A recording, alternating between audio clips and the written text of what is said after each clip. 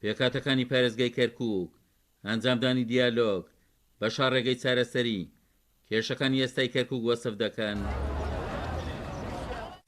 نوێنەرانی تورکمان و عەرەب لە کەرکووک جەخت لەسەر پێویستی لێک نزیک بوونەوەی پێکاتەکان بۆ ڕێکەوتن لەسەر کۆی کێشەکان لە پارێزگای کەرکووک بەدانانی پارێزگاری شەوە دەکەنەوە.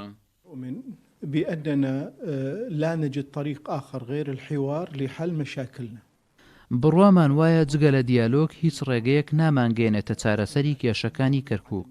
نایشارینەوە لە دوای ساڵی 2023ەوە جیاوازی لە نێوان لایەنەکاندا هەبووە، بەڵام لەبەر ئەوەی لە کەرکووک هەمووان پابەندین بە پێکەوە ژیانەوە، پێویست دەکات بۆ پتەوکردنی پێکەوە ژیان ڕێگەی دیالۆگ هەڵبژێرین. دانیشتنەکانمان لەگەڵ شاندی کوردی بنیادنەرە سەبارەت بە پۆستە ئیدارەکانی کەرکووک ئاڵوگۆڕی بۆچوونەکان کراوە بە پۆستی پارێزگاریشەوە. ڕێککەوتوین درێژە بە دیالۆگ بدەین، قۆناغی دیکەی دانوستانیش لە پێشمانە. يفترض يعني أن نعتمد الحوار في حل كل مشاكلنا وأزماتنا في هذا البلد. وا پێویست دەکات پشت بە دیالۆگ ببەستین بۆ چارەسەری کێشەکانی کەرکووک، بەردەوامیدان بە دانوستانەکان بە نەخشە ڕێگەی گەیشتن بە ڕێکەوتن دەزانین ئەگەر دانوستانەکە لە بەغدا بکرێت یان کەرکووک یاخود هەرێمی کوردستان. ئەوەی گرنگە دانوستانێکی بنیادنەر بێت لە ساییدا خەڵکی کەرکووک سوودمەند بن.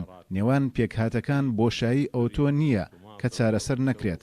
خاڵی هاوبەش ئەوەیە هەمومان لەسەر یەک خاچین، هەر کات لەسەر خاڵە هاوبەشەکان کارمان کرد دەتوانین لە چارەسەری کێشەکان نزیک ببینەوە. درێژەدان بە دیالۆگ کارێکی پێویستە بۆ یەکلاییکردنەوەی کێشەکانی کەرکووک بە دانانی پارێزگاریشەوە. لایەنێکی ئێرێنیە لە دانوستانی نێوان پێکاتەکانی کەرکووک، لایەنە کوردستانیەکان بە یەکتیم لەگەڵ پێکاتەکانی تردا کۆ دەبنەوە. ئەوەش ومێدی کەرکووکیەکانی بۆ ڕێکەوتن لەسەر کێشەکان زیاد کردووە و چاوەڕوانش دەکرێ ڕۆژانی داهاتوو جارێکی دیکە مێزی گفتوگۆ لایەنەکانی پارێزگای کەرکووک لەسەر پرسەکانی شارەکە کۆ بکاتەوە. عومەر غەریب، کورسات نیوز، کەرکووک.